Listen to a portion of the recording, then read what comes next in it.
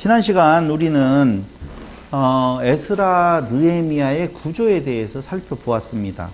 그렇다면 이런 구조로 쓰여진 에스라 느헤미야는 도대체 주제가 무엇냐라고 하는 것이죠. 주제는 성전을 건축하라로 시작해서 온전한 성전 계시로 끝난다. 제가 그 말씀을 지금 드렸잖아요. 그렇죠? 온전한 성전에 대한 계시라고 봐야 돼요. 한마디로 말을 하면 보이는 성전 그거 아니다는 거예요. 그게 크냐 작으냐 이거 중요한 거 아니라고 생각을 하셔야 되는 거예요. 그래서 13장 지금 요 부분이 온전한 성전 계시를 한다는 것이 상당히 중요한 부분이다. 안 중요한 데가 없겠지만 굉장히 중요하다. 여기에는 느헤미야의 개혁이라고 하는 말로 일반 성경에 구분을 해놓은 것을 보면 느헤미야의 개혁이라는 말로 나오는데요. 느헤미야는 반복적인 이스라엘 공동체의 죄 문제에 대해서 문제의식을 가져요.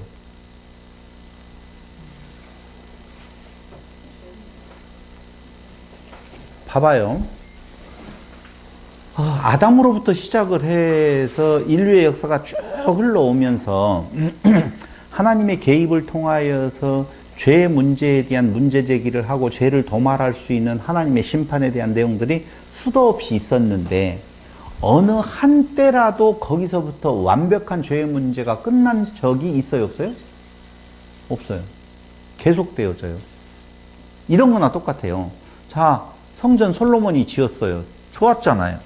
그럼 거기서 끝나면 좋잖아요. 안 끝나고 성전이 무너져요. 그 다음에 제2성전이라고 하는 수룹바벨 성전, 지금 우리가 공부하고 있는 이 수룹바벨 성전이 지어져요. 그럼 거기서 끝나야 되잖아요.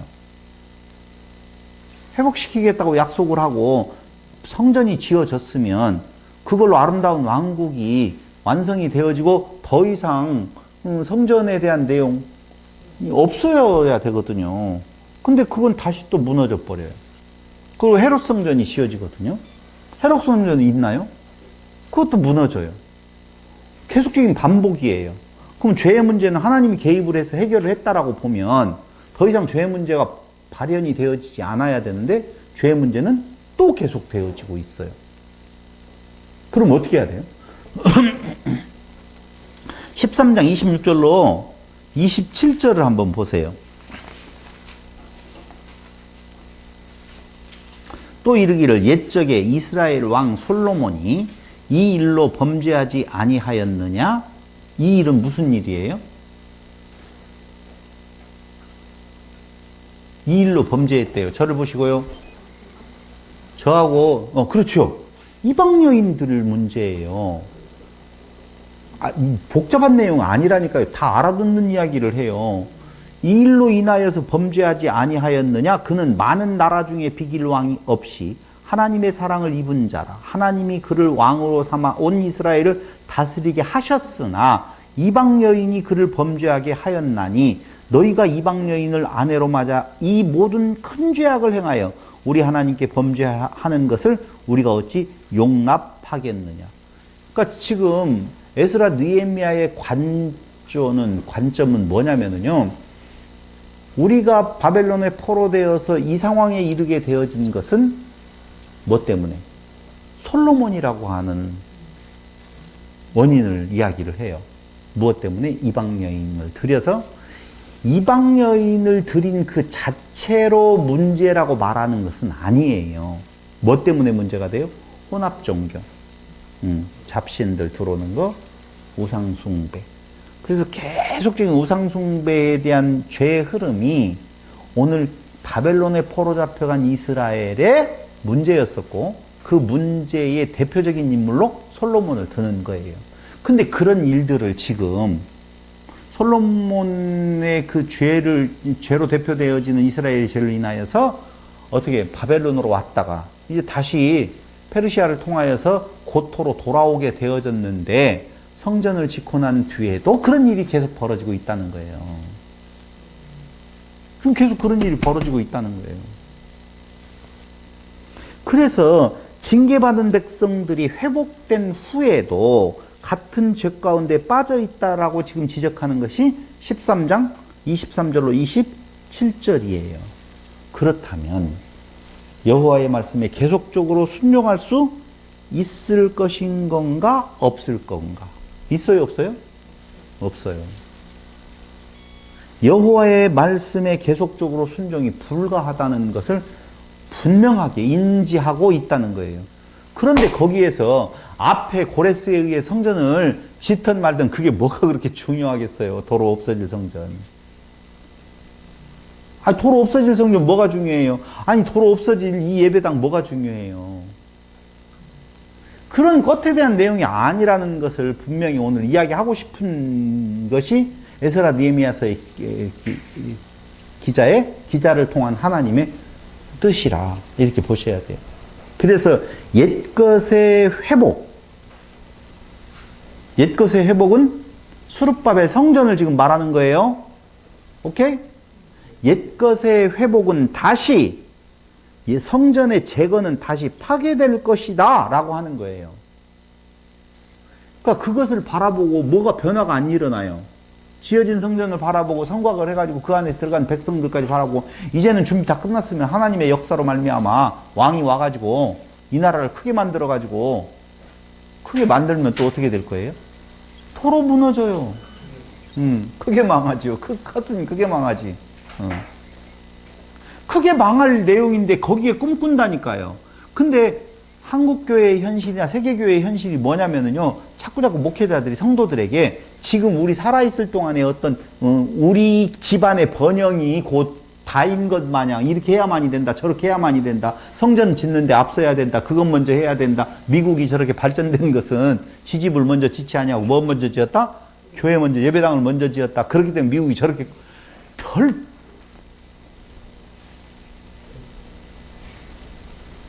저 진짜 그래요. 누가 말하는 것처럼 난 누구라고 말 못하지만 개소리예요. 개소리. 그런 거 아니에요. 잠시 잠깐이면 없어질 다 내용들을 가지고 그게 무슨 일생에 있어서 그 유구한 하나님의 섭리 가운데 있는 역사 가운데 100년 남짓 살고 가는 우리들의 삶에 부자로 살았다 가난하게 살았다 이름 날렸다 안 날렸다 그게 건강하게 살았다 불건강하게 살았다는 것이 뭐가 그렇게 중요하냐고요. 그거 아니라니까요. 그래서 결국은 옛것이 회복되어진 스룹바벨 성전은 다시 파괴될 것이다. 거기에 마음 두고 있는 그들에게 더 이상 다른 일들이 일어나지 않아서 솔로몬의 그 부강했던 때나 다윗 왕과 같은 자들이 나타나지 않음으로 인해서 실망 속에 신앙적 위기에 있는 그들에게 썩어진 나무 뿌리에서부터 나오는 새순만이 새로운 공동체의 소망이다 라고 하는 거예요. 그게 뭐예요? 십자가와 부활로 세워지는 참성전, 이것이 진정한 율법의 요구다라고 지금 이야기를 하고 있는 거예요. 다시 말씀드리면 그리스도 안에 있는 참성전이 오늘 에스라 느헤미야가 말하려고 하는 주제라니까요. 자, 성전이 있어요. 백성이 있어요. 성곽으로 되어진 외적인 것이 아니라 그리스도 안에서 지어져가는 참성전. 그게 진짜 참 소망이다라고 하는 것을 말해주는 것이 에스라 느헤미야서다 라고 하는 거예요. 이제 뭐 다 끝났네요. 그래서 조금 전에 박 전도사님 이야기했던 진짜 내용 개요를 한번 살펴본다라고 보면 에스라 1장부터 6장까지는 1차 귀환과 성전 재건이 일어나요. 어느 왕 때? 고레스 왕 때. 누구를 통하여서? 수룹바벨을 통하여서. 귀환 명령과 귀환자 명단이 1장 1절로부터 2장 70절까지 나오는데요. 여기에서 우리는 알아야 될 것이 성전 건축을 방해하는 자들이 3장 1절부터 4장 24절에 대한 내용에서 나타나고 있다는 거예요. 보세요. 성전을 건축하지요. 그렇죠? 성전 건축을 시작한 명령이 떨어지고 그 다음에 뭐가 이루어져요? 성전이 실질적으로 건축이 되어지는데요. 이건 이따 이야기할 거예요. 대성통곡하고 크기가 그러냐 안 그러느냐는 조금 이따 하고 전체적인 내용 개요를 먼저 말씀을 드린다라고 보면, 자, 성전 건축을 방해하는 내용이 3장 1절로 4장 24절에 나와요. 그리고 성전 건축과 봉헌이 그러한 방해 속에서도 결국은 성전은 건축되어지고 봉헌되어지고 6월절이 준수가 되어지는 것이 6장까지 쫙 나타나 있어요. 그리고 7장 1절, 그러니까 6장까지는요, 에스라가 귀환하기 전까지의 상황을 지금, 다시요, 여기 저를 보시고요, 꼭 나를 좀 보라고 해야만 여러분 이해가 되는지 안 되는지를 확인할 수 있으니까. 그러니까 지금 어떤 자가 에스라서를 지금 쓰고 있어요. 쓰고 있죠. 근데 1장에서 6장까지는 에스라가 예루살렘으로 귀환하기 전 상황을 지금, 그 전에 있었던 상황을 지금 쓰고 있는데, 그 상황이 뭐냐면 고레스의 명령이 있었다. 그리고 귀환, 그 명령에 따라서 귀환자들이 돌아왔다. 성전을 건축하기 시작을 했는데 그 건축을 방해하는 자들이 생겼다. 그럼에도 불구하고 성전은 지어지고 봉헌되어지고 난 뒤에 6월절을 준수하게 되었다. 자, 끝났잖아요, 이제. 그럼 성전 다 지었으면 끝났냐? 아니에요. 왜 계속 이어지는 거냐?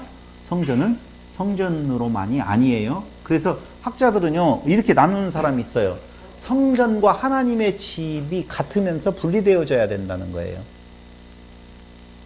하나님의 집은 더 큰 영역이고 성전은 그 안에 한 부분으로 보자.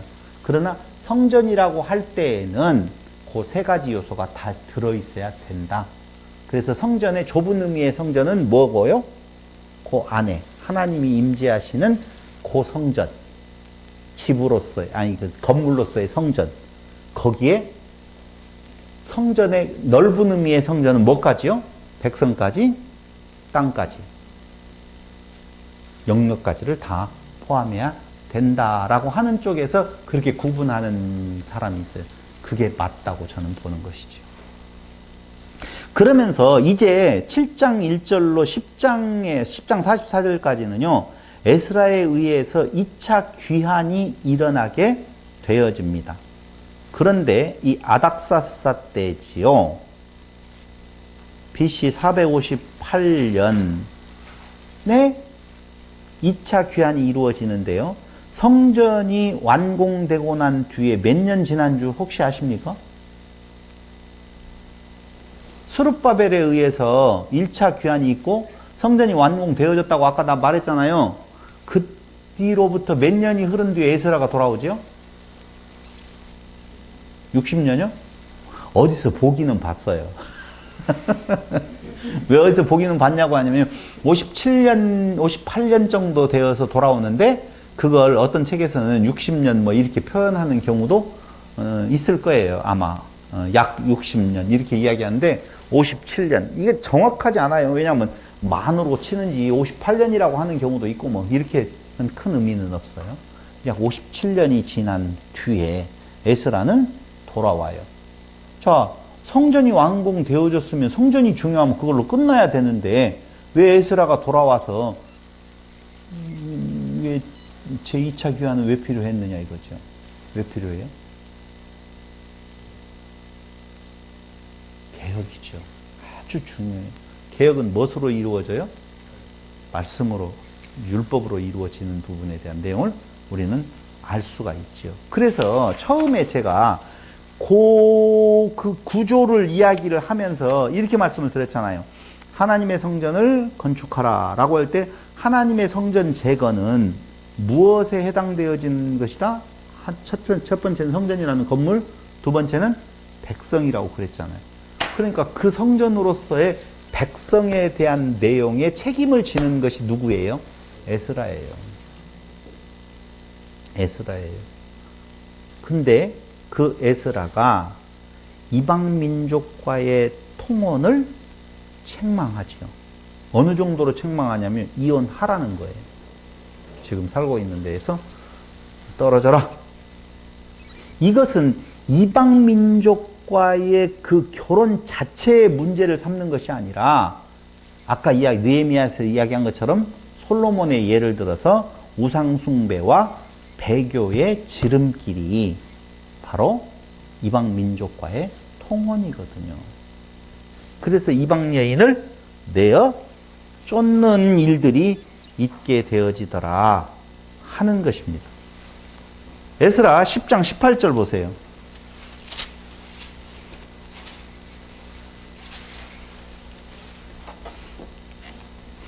이방 여자와 결혼한 남자들 내용이 나오죠. 제사장이 무리 중에 이방 여인을 아내로 맞이한 자는 예수와 자손 중 요사닥이 어쩌고 저쩌고 쭉 나오는 내용들을 봐. 44절까지 계속 그 내용이 나오거든요. 이게 얼마나 심각한 문제였는 건가 라고 하는 내용들을 실질적인 명단을 공개하면서 노골적으로 지금 말을 하고 있어요. 근데 이건 뒤에 가서 느헤미야 때 또 나타나잖아요.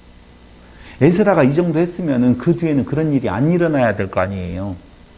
근데 또다시 그런 일들이 일어나니까 에스라 때에도 역시 이방 여인들하고의 결혼에 대해서 또다시 경고를 하는 것이 나와요. 안 돼요, 절대. 왜 이런 일들이 일어날까? 이 정도로 에스라 때에 이야기를 했으면 그 뒤에는 이방 여인하고의 통혼이 이루어지면 안 되잖아요. 근데 다시 그 일이 또 일어져요. 왜요? 왜기는 왜요? 도둑질을 한 번 했어요. 그랬는데 아무 일도 안 일어나네? 또 어떻게 해요? 두 번째예요. 또 아무 일도 안 일어나네? 세 번째예요. 야, 정결하게 너 이제 준비해야 돼. 주님 오실 날 내일 모레 온대 해가지고 막 세마포 입고 흰 옷 입고 딱 있었는데 안 와. 또 올 줄 알았더니 또 안 와. 슬슬슬슬 조금씩 때가 묻어가더니만 시커멓게 되어져도 안 와. 그게 시커멓게 가는 거예요. 그게 뭐예요? 인간이 생각하고 있는 바램의 메시아이기 때문에 안 오니까 안 이루어지니까 그냥 묻어가는 거예요. 계속적으로. 그럼 뭐예요? 아니 고레스에 의해서 그 명령이 떨어지고 그 명령은 무엇을 근거로 했느냐? 이사야의 예언을 근거로 했죠? 키루스, 고레스가 200년 전에 이미 예언한 거잖아요. 처음 듣는 이야기 같이 아주 쌩 까는데요. 쌩 깐다는 말이 맞는지 안 맞는지는 모르겠지만 너무 잘 알잖아요. 그렇죠? 이사야 선지자를 통하여서 고레스라고 하는 자가 결국은 해방시킬 거다라고 하는 내용 약속이 있잖아요. 그 다음에는 또 누구에 의해서요? 예레미야에 의해서 약속되어진 것이 분명히 있었다 그 말입니다. 그것이 뭐냐면은요. 이사야 44장 28절에 고레스에 의해서 예레미야 29장 10절에 70년이 지나면 이라고 하는 내용 아시죠? 맞아요. 그래서 이러한 의미에 대한 내용으로 하나님께서 이미 그걸 다 준비하고 그렇게 예언한 대로 성취하셨다라고 보면 그 내용이 그들이 원하는 대로 이루어져야 되는데 안 이루어지더라 그 말이에요. 그럼 뭐예요? 실시는 포로에서 돌아온다는 것과 고레스에 의해서 돌아오게 한다는 그 예언은 의미는 뭐예요? 이거 너무 어려웠다 질문이. 제가 계속적으로 우리 강남노예에서 제가 주장했던 내용이 그게 뭔 말이냐면요. 고레스가 그 일을 할 거고 70년이 지나면 그렇게 될 거다라고 하는 내용에서 돌아온 것은 유다의 회복이 아니다. 육적 유다의 회복이 아니다라고 하는 거예요. 그건 하나의 그림자로서의 건너가는 징검다리에 불과하다는 거예요. 그걸 통하여서 우리는 무엇을 할 수 있느냐? 아하, 고레스를 주관하시는 하나님. 됐죠? 고레스에 의해서 그렇게 한다라고 고레스 태어나기 전에 이미 예언을 했는데 진짜 고레스에 의해서 그렇게 되었죠. 70년 만에 돌아왔죠. 수많은 반대해도 성전은 지어지고 있었죠. 에스라 5장 5절에. 또 모든 길에서 보호하시는 하나님이 에스라 8장 21절로 23절에 나와 있어요. 이게 뭐냐면요. 그들이 바벨론 포로 상태에서 1차 귀환을 하든 2차 귀환, 3차 귀환을 하든 거리가 얼마나 정도 되느냐면요. 약 1500km였었어요. 지금과 같은 시기에도 1500km를 간다라고 하는 것은 장난 아닌 거리인데요. 그때 당시에 1500km를 가려면 몇 개월 정도 걸릴 것 같아요? 네? 몇 개월이? 이렇게 했잖아요. 아니, 3.5개월로 보려고 한다, 이거. 몇 개월이요? 4개월 정도 걸린다니까요. 답을 가르쳐주고 물어봐도 제대로 집중을 안 하시는구만. 4개월이 걸리는 길이에요. 그게 에스라 8장 31절에 그 정도 걸려서 도착했다고 나와요. 그럼 4개월이 걸리는 기간 동안에 그 중간에 수많은 도적들이 있고 다 때가 있을 텐데 그것이 무사하게 돌아갈 수 있었다라고 하는 말은 결국은 하나님이 그들에게 관심 있지 아니하시고 그 길을 인도하셨다라고 하는 내용에 대한 확실한 보장이잖아요. 그리고 느헤미야가 총독으로 임명되어져서 돌아온 느헤미야서 성곽 건축을 할 때 그렇게 반대에 부딪히는데도 불구하고 성곽이 이루어지는 것, 이 모든 것들이 다 누가 하신다? 하나님 여호와께서 이 일을 지금 주관하고 있다라고 하는 내용을 알게 되어진다면 그 그림자 성전의 회복, 그림자 하나님의 나라의 회복, 나라는 항상 그렇게 이야기했잖아요. 백성, 주권, 영토가 있어야 된다고 그랬잖아요. 근데 그 성곽을 그렇게 해놓지 않아도 되잖아요. 돌아왔던 백성들, 돌아온 백성 중에서 또다시 한번 걸러낸다니까요. 순수하게. 이유는요, 그 남아있는 백성, 돌아온 백성 중에 걸러진 백성들, 봐봐요. 이방인들하고 결혼했었던 사람들은 다 제거해버리잖아요. 순수 부분에서 제거해버리고 그 성곽 안에 들어갈 자들은 좀 더 순수하게 잡아가거든요.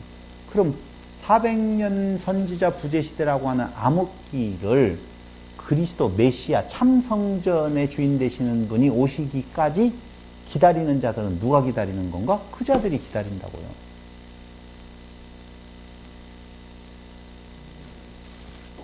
그래서 순수하다라고 하니까 그들은 순수했기 때문에 그걸 봤다라는 말이 아니라 그 말이 아니라 그 메시아 대망 사상을 가질 존재들이 있어야 되잖아요. 그래야지 그 길을 따라서 올 거 아니에요.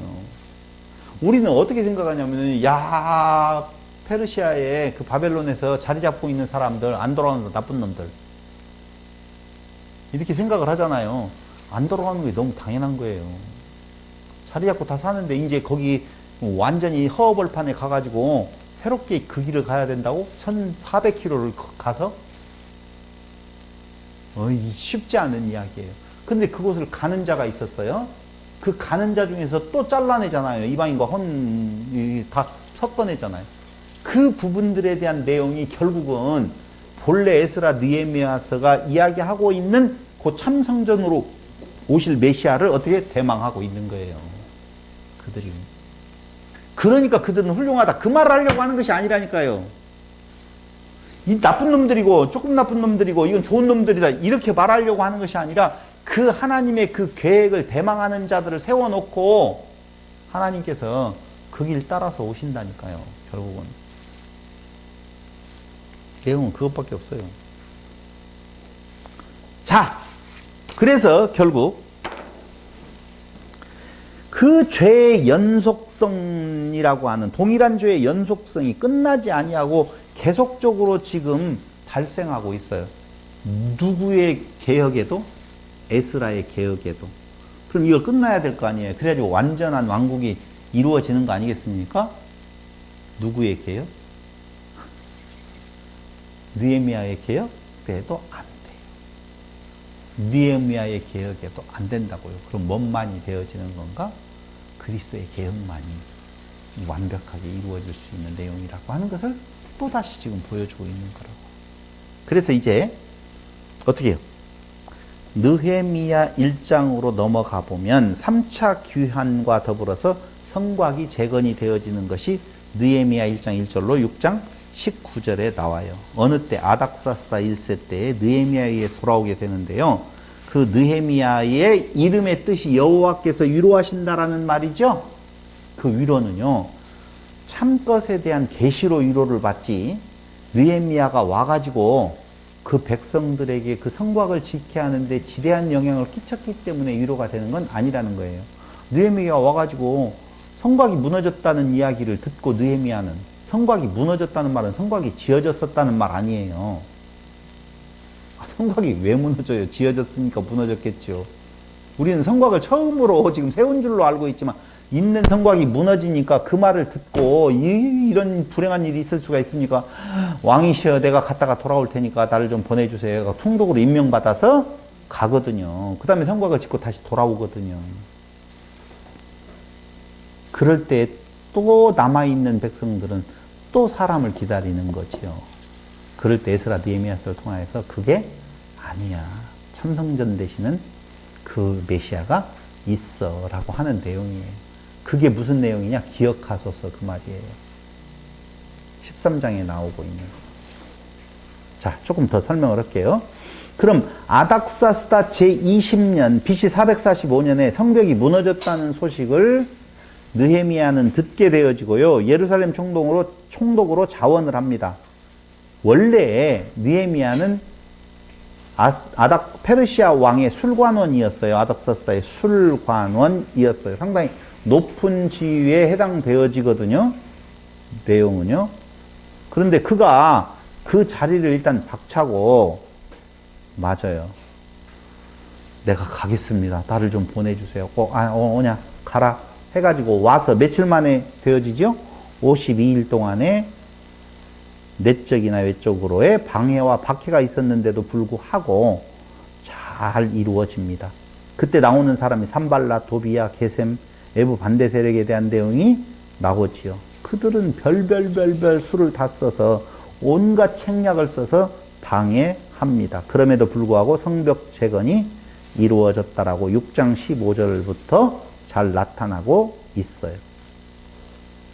그러면서 느헤미야 8장 1절 끼어들기에 대한 내용이 되어지는데요. 이게 정결의식을 행하는 경우가 여기 8장 1절부터 11장 26절에 나와 있습니다. 느헤미야의 뭘로 볼 수 있어요? 개혁으로 보아야 돼요. 개혁은 한마디로 말을 하면 이방 여인들을 내쳐라 그 말이에요. 내쳐. 그러니까 다른 거 없어요. 이방 여인은 곧 누구를 말한다? 이방 신을 말하고 우상 숭배를 이야기한다고 그러죠. 그러니까 그리스도 안에서 순수한 백성들의 모습은 결국 제가 이야기했잖아요. 우상은 우상으로서 있는 것이 아니라 자기 자신 섬김이다 라고 그랬잖아요. 그래서 끝까지 그 개혁이라고 하는 것이 우리를 없애고 우리라고 하는 존재를 없애고 완벽하게 그리스도 안에 새로운 인물로 다시 탄생하는 부분을 이야기를 해주고 있는 거예요. 그리고 느헤미야 12장 27절 47절에 하나님의 성전 완공과 낙성식이 나오는데요. 거기 마지막 느헤미야 13장 1절로 31절에 대한 내용이 그 계시가 진짜 중요한 거다. 그게 뭐예요? 민족에 섞인 이방인을 분리시킨 것. 13장 1절로 3절. 성전 골방을 정결하게 하는 것. 4절로 9절. 안식일을 준수하는 것. 13장 15절로 22절. 예레미야 17장 29절을 참고해 보세요. 그리고 이방인과의 혼인을 금지시키는 것. 13장 23절로 27절인데요. 여기 이방인과의 혼인을 금지시킬 때 아스돗, 암몬, 모압 자녀들이 유다 방언을 말하지 못하였다고 나와요. 아스돗, 암몬, 모압 이방인과의 혼인을 금지시키는 이유 중에 한 가지를 뭐냐면요. 그들과 사이에서 태어난 자녀들이 그들은 지금 무슨 내용이냐면요. 외국에서 살다가 왔잖아요. 이방 여인들하고 같이 지금 혼인을 했어요. 근데 그 2세가 태어났는데 2세들이 히브리 말을 몰라. 모르고 무슨 나라 말만 알아요? 자기 엄마의 나라 말을 방언을 하는 거예요. 그러니 얼마나 이게 심각하게 받아들여졌겠느냐라고 하는 거예요. 그래서 헤어져라 그 말입니다. 13장 28절 31절에서는요. 레위인을 바로 세우지요. 여기에서 제가 많이 보니까 설교하는 내용들을 보니까 느헤미야의 신앙을 본받자라고 하는 것으로 설교하는 경우가 많더라고요. 돼요? 말이 안 돼. 느헤미야의 신앙을 본받자라고 지금 이걸 쓴 것이 아니라고요. 로마서 3장 10절로 18절.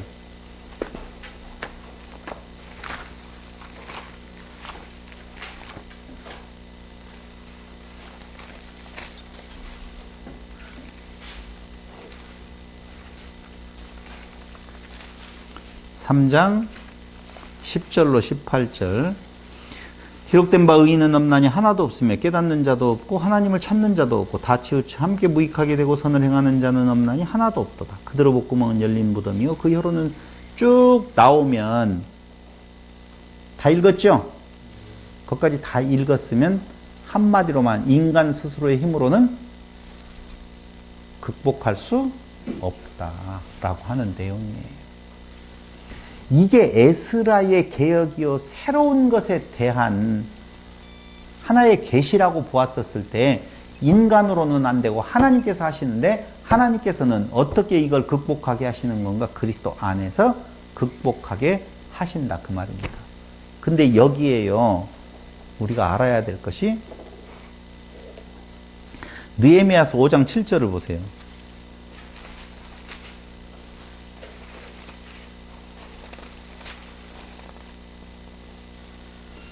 5장 7절에 보면 깊이 생각하고 귀족들과 민장들을 꾸짖어 그들에게 이르기를 나오죠? 꾸짖어 나오죠? 책망하다 그 말이에요. 이 말은 리브라고 하는 히브리 단어로서 다투다라고 하는 건데요. 5장 7절에는 고리대금업을 하는 귀족들과 13장 11절에 하나님의 전을 벌인 민장이라고 하는 것은 관리들이에요. 장관들 뭐 이런 경우인데 또 안식일을 범하게 허락한 귀인들 13장 17절에 나오죠. 그 다음에 이방 여인들과 결혼한 자들 13장 25절에 나오는 내용들이거든요. 이 내용을 책망에다 다투었다 그 말이에요. 그러니까 지금 느헤미야의 개혁의 대상들을 지금 열거를 했는데 그 열거되어진 대상자들 말고도 많은 부분에 있어서 꾸짖는 책망하는 부분이 있을 거예요. 근데 그 책망을 해서 그들을 완벽하게 돌이킬 수 있느냐? 있다 없다? 없다는 거예요. 그래서 역사는 계속적으로 반복되어져서 율법 요구대로 가는 것이 아니라 율법하고의 전혀 반대로 가고 있다. 그러면 그 율법을 이룰 자가 누구냐? 다 같이 시작. 온리 예수 그리스도다라고 하는 거예요. 아까 이야기했잖아요. 무슨 내용이요? 이방인들과의 혼인 부분에 대한 내용에 있어서 당시에는 없었던 민족들까지를 거론하면서 그들과의 혼인에 대한 문제점을 지적했던 내용은요. 그건 진짜 다른 거 아니에요. 그때로부터 이미 출애굽해가지고 가나안 땅에 들어갈 때부터 섞어진 것처럼이라고 하는 어떤 강조법이에요. 그게 끝없이 들어오고 있는 이스라엘 백성 속으로 들어오고 있는 가장 큰 문제점이라 그 말입니다. 이방 여인이라고.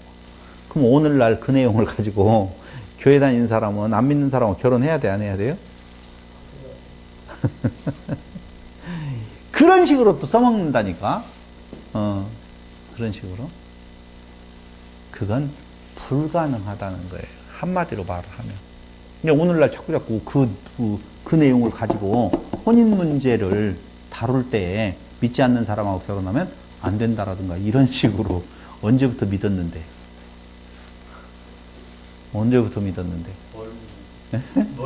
뭘 믿는데? 그런 건 아니에요. 내용인 즉슨 그 안에 들어온 우상숭배에 대한 내용. 끝없이 그 선택된 백성 안으로 들어오는 문제점. 우리 안에 있어야죠. 세상과 짝하여 혼인하는 부분에 대한 그걸 잘라내는 거라고. 그것의 대표적인 것으로서 애시당초 가나안 땅에 있었던 그 족속들에 대한 이름들을 계속 지금 뭐라고 할까요? 조금 넓은 의미로 지금 그 내용을 강조하기 위해서 그렇게 하고 있는 것이지 그때 당시에 뭐 여부수 사람이 있었다든가 뭐 햇 사람이 있었다는 그런 내용은 아니라고 하는 내용인 겁니다. 그래서 다시 한번 한 번 더 정리를 해보면은요, 보세요. 성전을 건축하라라고 하는 명령을 다 성전을 건축하는데요. 6장 한번 보세요. 3절로 5절. 에스라 6장 3절로 5절.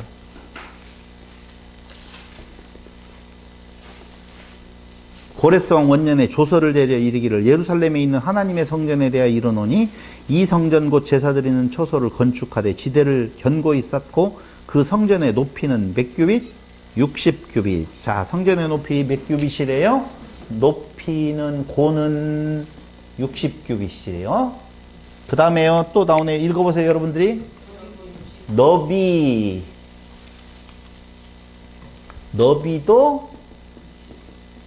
60규빗. 그 다음에는요. 그 다음에는 없어요. 그럼 없죠? 없어요. 또 읽으려고 그래요. 그런데 솔로몬 성전, 하나님께서 계시해 주신 성전은 너비, 솔로몬, 이건 솔로몬 성전은 어떻게 되어지는 줄 혹시 누군가 아세요? 검색해 보실래요? 네? 검색해야지.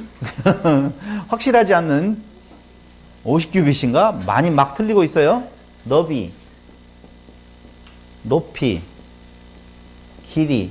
여기에 길이가 지금 빠져 있어요. 길이가 지금 빠져 있거든요. 왜 빠져 있는지 그것도 설명해 드릴게요. 너비 몇 규빗이에요? 빨리 쳐보세요. 지금 찾고 있어요. 솔로몬 성전. 나왔어요? 솔로몬 성전의 규모 이렇게 치면 나올지 몰라요.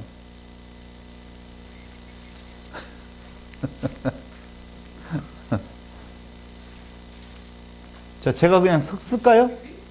어디가 60규빗이요? 어디가 60규빗으로 나오죠? 뭐가 60규빗으로 나와요? 60규빗 하나 나와요. 길이가, 그렇죠. 여기는 써지지 않는 길이가 여기는 60이에요. 높이와 너비는요? 그렇죠. 20은 어디예요? 너비.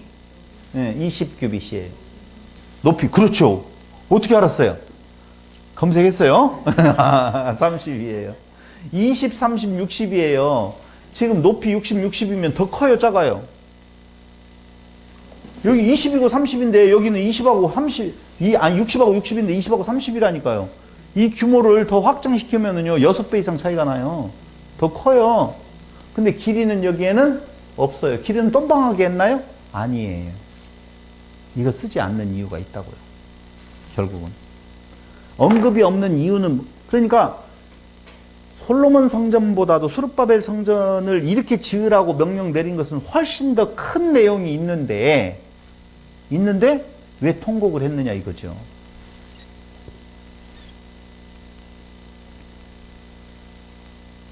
아까 적어서 그랬다고 그랬잖아요. 초라해서 그랬다고 그랬잖아요. 그렇죠? 네? 아, 금을 안 발라가지고 초라했구나.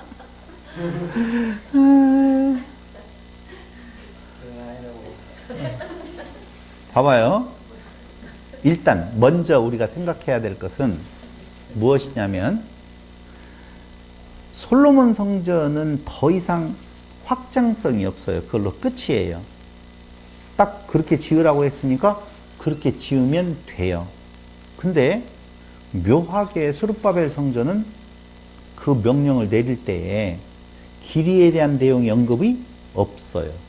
없다는 말은 성장과 팽창의 가능성이 있다는 것이 1번.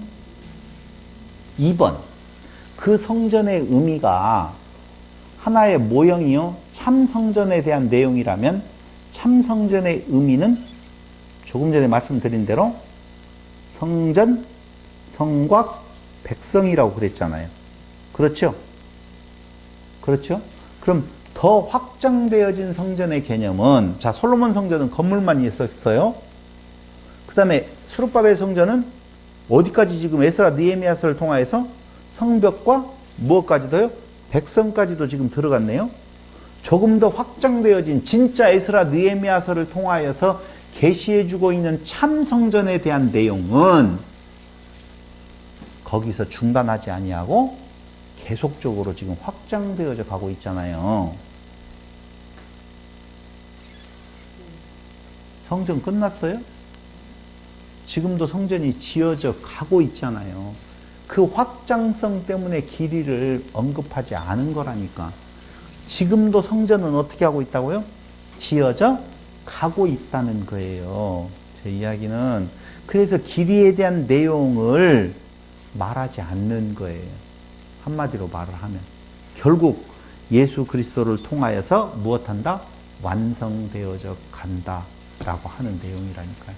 그럼 규모는 어떻게 되어지느냐?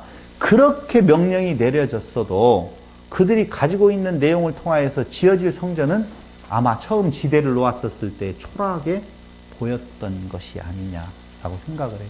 수르바벨 성전은 역사는 솔로몬 성전보다 훨씬 적게 지어졌다라고 이야기를 해요. 이해됐어요? 적게 지어졌는데 본래 그 규모를 이야기할 때는 더 크게 지으라, 더 적게 지으라? 더 크게 지으라고 나와 있어요. 그리고 길이는 이야기하지 아니함으로 인하여서 계속적인 확장성을 열어두었단 말이에요. 그런데 그렇게 안 짓는 거라니까. 내용. 그렇게 졌어야 되는데 안 져가지고 문제가 생긴 거예요? 아니에요. 그게. 그러니까 그때 말하고 있는 내용은요. 참성전에 대한 계시적인 측면에서 솔로몬 성전하고는 비교할 수 없는 참성전에 대한 내용을 이야기를 하면서 길이에 대한 내용도 말해주지 아니하면서 그 계시를 지금 하고 있는 거라고요. 자, 너무 초라한 모습에 대성통곡하지만 이 모습이 아니라 참성전에 대한 계시라고 말씀을 드렸고 4장에서는요 대적의 방해가 우리도 동참하게 해달라는 거예요. 노하지요. 근데 결국은 그 반대에도 불구하고 완공을 결국 이루게 되어지고 이때에 중요한 역할을 했던 사람이 여러분 표 하나 주었던 거 학계 스가랴 선지자가 거기에서 어떤 역할을 하고 있다라고 하는 거예요. 그 다음에 성전 봉헌식을 행하고 유월절을 지키고 무교절을 지키는데요. 두 번째 요소 하나님의 집, 두 번째 요소 거룩한 공동체. 그래서 여기 아주 중요한 말이 나와요. 1장 3절을 보세요. 에스라 1장 3절. 이스라엘의 하나님은 참신이시라. 너희 중에 그의 백성된 자는 다 이렇게 나오죠. 누가 그의 백성된 자인가? 누가 하나님의 백성인가라고 하는 의문을 가져야 돼요. 1번 포로지에서 돌아온 귀환한 백성들이죠. 1차 아니 지금 유대인들이 바벨론에 잡혀가 있어요. 바벨론에 있는 백성들은 아니라니까요. 여러분 북쪽 이스라엘이 아수르에 망하게 되어져서 섞어져 버리니까 그 백성은 아니라고 하잖아요. 그런 것처럼 바벨론에 남아 있어가지고 그들은 하나님의 백성이 아니에요. 그럼 누가 하나님의 백성이 포로지에서 귀환한 백성이고 두 번째 에스라의 개혁 조치에 순응한 자들이에요. 다시 말씀드리면 이방인과 결별한 자들이죠. 이방인과 섞이지 아니하는 거룩한 자손 9장 2절에 나와 있어요. 그럼 우리가 이 이스라엘이 계속적인 페르시아의 지배 아래 놓여 있어요. 안 그래요? 이스라엘은 페르시아의 그 지배 아래 놓여져 있는데 왜 그 놓여져 있는 건가에 대한 이유를 에스라 9장 7절, 느헤미야 9장 32절, 36절에서 이방인과의 결혼으로 생각했어요. 당시에 존재하지 않는 족속까지 거론하면서 헷, 브리스, 여부스, 암몬 자손까지 거론하면서 왜 이렇게 말하는 건가? 순혈주의, 피를 깨끗하게 그 혈통을 지켜야 된다는 말이 아니라 종교적 혼합주의, 우상숭배에 대한 내용을 이야기하는데 그 우상숭배는 어디로부터 되어지는 건가? 이미 에덴에서부터 시작되어지는 거예요. 그게 문제라는 거예요. 그러면 에덴에서부터 시작되어지는 자기중심적인 우상숭배에 대한 내용을 결국 어떻게 한다? 하나님은 다 잘라내 가고 있는 거예요. 그래서 오직 하나의 신, 그게 뭐예요? 씨 하나를 심었어요. 그리스도를 심어서 그리스도로 새롭게 태어나는 새 이스라엘에 대한 새 성전을 지금 계시해주고 있다는 것입니다. 이 자들이 하나님의 계시를 즉 섞여지지 아니한 거룩한 자손, 그의 백성된 자들이 하나님의 계시를 전달해야 할 남은 자 공동체라는 것이죠. 이게 어디까지 흘러가고 있는 건가? 암흑기 400년을 메시아 대망으로 견디는 자들이 되었다라고 하는 거예요. 나는 이런 말을 하면서 굉장히 어려운 것이 뭐냐면요. 제가 말하는 내용이 그 400년 동안 메시아 대망으로 기다림자들을 본받으라든가 그런 자의 신앙을 가져야 된다라고 들으면 안 된다 그 말이에요. 하나님의 역사는 지금 그리스도를 통한 새로운 성전에 대한 완공을 계시를 해주고 있는데 그걸 어떻게 하나님께서 그 역사를 인도해 가실 건가? 누구를 통하여서? 아까 이야기했던 메시아 대망 속에 있는 이방인들과의 단절해버린 순수한 부분으로 하나님이 남겨놓은 자들로 인하여서 대망을 하게 된다 그 말이에요. 그럼 우리 개인적으로 보자는 거예요. 우리 개인 아닌 두 마음이 싸운다고 그랬죠? 우리가 메시아를 대망하는 것은 누가 대망을 하는 거예요? 그리스도의 씨로 자라가는 성령의 소욕이 대망을 한다는 거예요. 그렇지 아니하는 이방인과 혼인해서 그 욕심이 남아있는 자기 중심에 남아있는 것들은 끝없이 그리스도에게서 도망가려고 하고 이걸 잘라내는 일이 지금 성령으로 하시는 일이다 그 말입니다. 그래야만이 순수한 뭐만 남아요? 성전만 남아요. 고린도전서 7장 12절로 14절을 보겠습니다. 고린도전서 7장 12절로 14절. 그 나머지 사람들에게 내가 말하노니 이는 주의 명령이 아니라 만일 어떤 형제에게 믿지 아니하는 아내가 있어 남편과 함께 살기를 좋아하거든 그를 버리지 말며 어떤 여자에게 믿지 아니하는 남편이 있어 아내와 함께 살기를 좋아하거든 그 남편을 버리지 말라라고 되어 있죠. 그럼 믿지 아니하는 자들에 대한 이방인들에 대한 내용을 육체적으로 잘라서 이혼하라는 말이 아니라는 거예요. 이미 잘라내는 것은 뭐예요? 우상숭배, 육적 소욕 이걸 잘라내어서 순수한 성전으로 완공해 가시는 하나님의 섭리를 그려주고 있다. 계시해주고 있다. 마지막 남은 건 뭐예요? 하나님의 집의 세 번째 요소 예루살렘 성벽이라고 하는 내용이 느헤미야서에 쫙 나오는 거예요. 자, 그럼 불성곽 되시는 분도 누구예요? 하나님이시고 성전 하나님의 임재도 하나님의 백성도 그리스도의 씨로 말미암아 새롭게 태어난 자들이거든요. 그래서 에스라 느헤미야서가 말해주고 있는 내용은 한마디로 말을 하면 계시에 대한 내용이에요.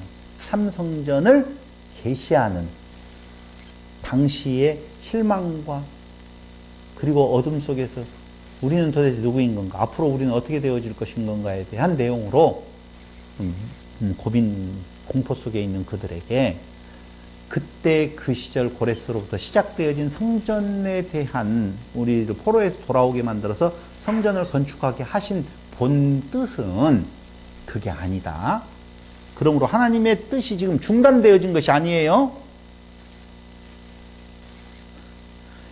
이스라엘 백성들에게 선지자들을 통해서 수도 없이 많은 예언을 지금 계시를 해주고 있잖아요. 누구를요? 메시아를 계시해주고 있어요. 약속을 해주고 있단 말이에요. 그 약속은요, 중단 없이, 원래는 무엇이었는데, 육적 이스라엘을 고토로부터 돌아와서 회복시켜가지고 그 나라를 다시 만들어주려고 한 것이 하나님의 뜻이었는데, 요거들도 별 볼 일 없네? 다시 새롭게 메시아를 짜야 되겠다. 이런 것이 아니라 그 계획이 에스라 느헤미야서에서 확실하게 이런 거다라고 설명해 주면서 그 계시의 확실한 내용을 보여주고 있는 것. 선지서에 대한 내용이 역사 속에서 더 확실하게 계시되어지고 있는 것이 에스라 느헤미야서다라고 하는 거예요. 다시 한번 결론 내리면 성전을 어떻게 하라? 건축하라. 했는데 성전이 건축되었어요? 안 건축되었어요? 건축되었어요. 그걸 통하여서 참성전을 계시해주고 있는 것이다 라고 하는 것으로 에스라 느헤미야서는 마치면 되어집니다. 질문 있으면 받겠습니다.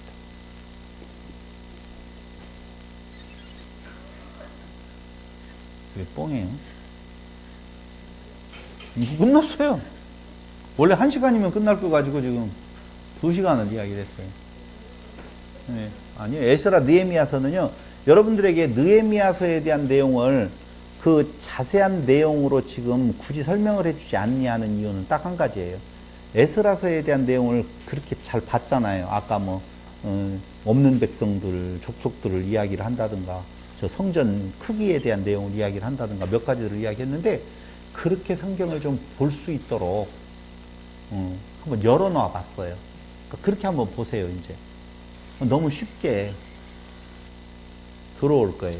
복잡한 내용 없어요. 에스라, 느헤미야서는 너무 간단해가지고 도대체 이거 뭘 강론을 해야 되나 딱 한 가지인데, 천성전 되시는 그리스도에 대한 계시예요.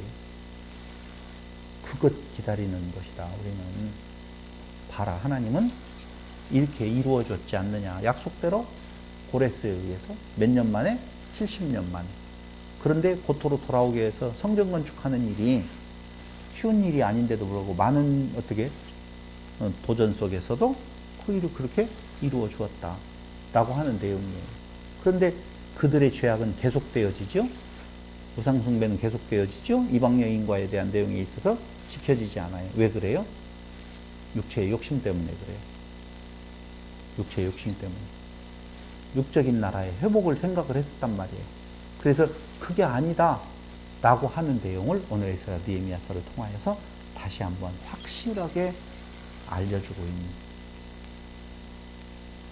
성경, 에스라 느헤미야서입니다. 네. 네. 확장성. 지금. 네. 맞아요. 네, 네. 맞습니다. 그렇죠. 예수가 오실 때까지라고 하는 재림에 대한 내용은 제가 요한계시록을 통해서 지금 이야기를 하고 있으니까, 성전이 계속적으로 무엇되어져 간다? 확장되어져 간다. 왜냐하면 자꾸 성전을 솔로몬 성전, 스룹바벨 성전, 헤롯 성전이라고 하는 그 성전 틀에 매여 있잖아요. 그걸 깨주는 거예요. 그걸 깨주는 것이 저 길이를 말하지 않는 거라니까요. 그럼 왜 너비와 높이는 말을 했어요? 아무것도 없이 그냥 성전이라고 이야기를. 그게 이제 표현하는 방법이라니까요.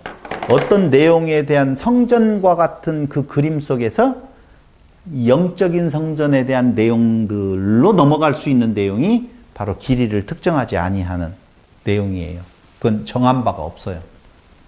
몇 규빗이라고 하는 내용이 없다니까. 여기는 몇 규빗으로 되어 있어요? 길이는 60규빗이잖아요. 거꾸로 20, 30인데 60, 60이고 여기는 60인데 없어요.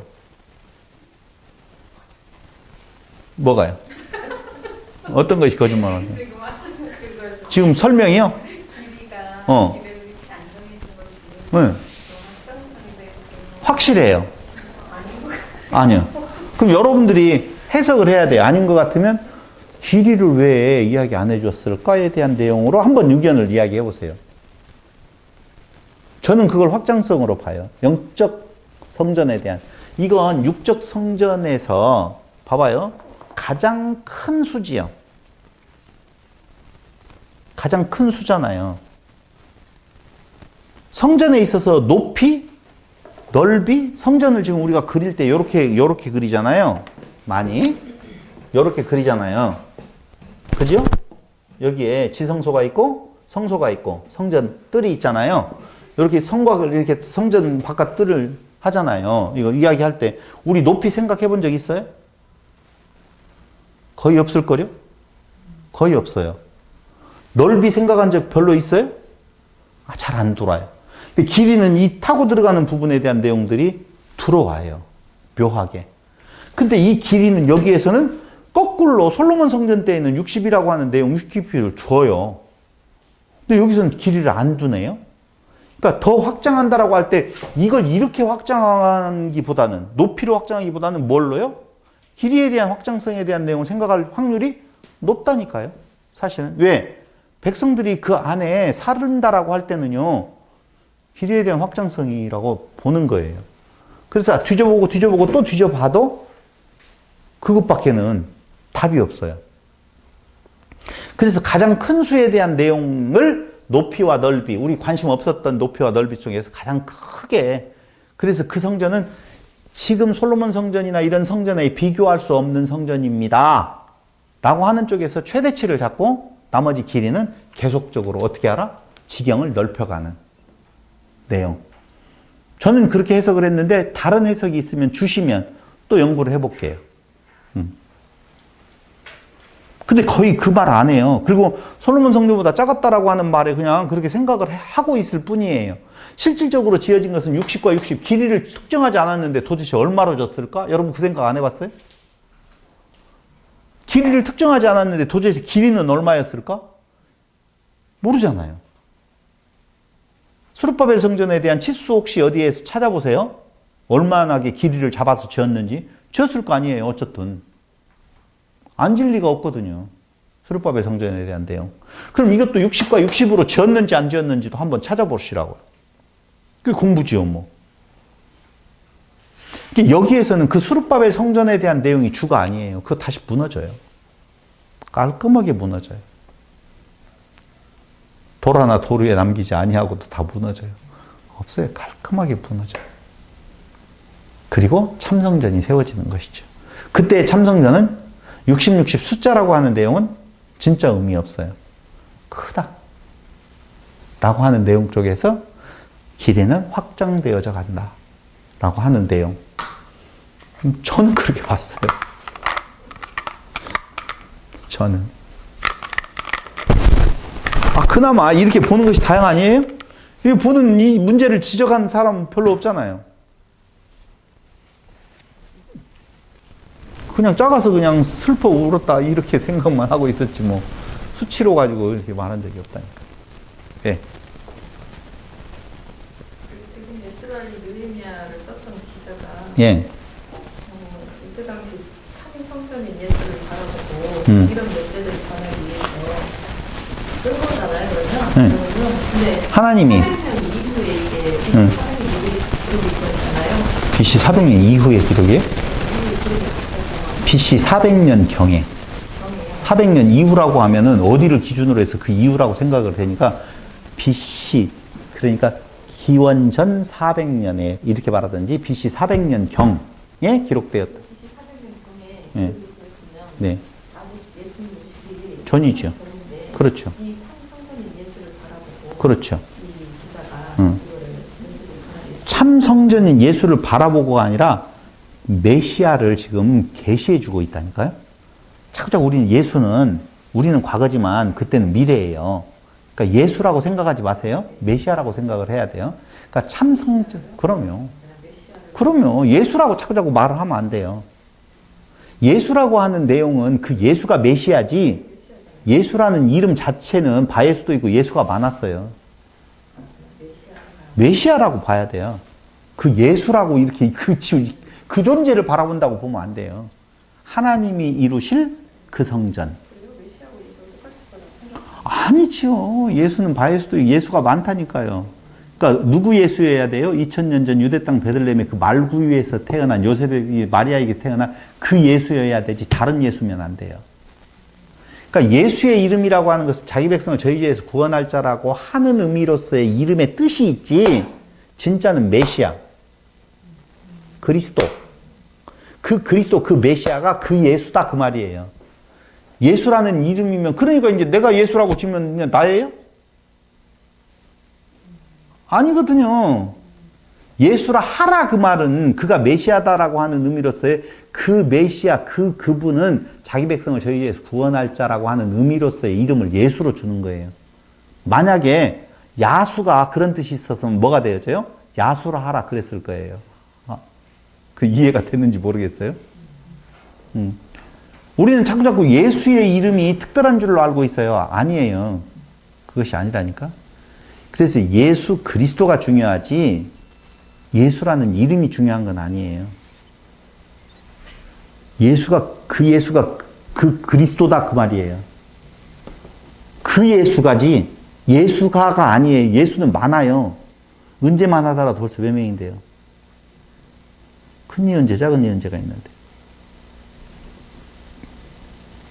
충분히 이해가 됐으면, 여러분들이 더 공부해 봐야 될 건 아까 이야기했어요. 예루살렘 성전, 아니, 이 솔로몬 성전과 스룹바벨 성전과 헤롯 성전도 한번 비교를 해보세요. 성전에 대한 이야기가요, 성경 전체라고 봐셔도 돼요.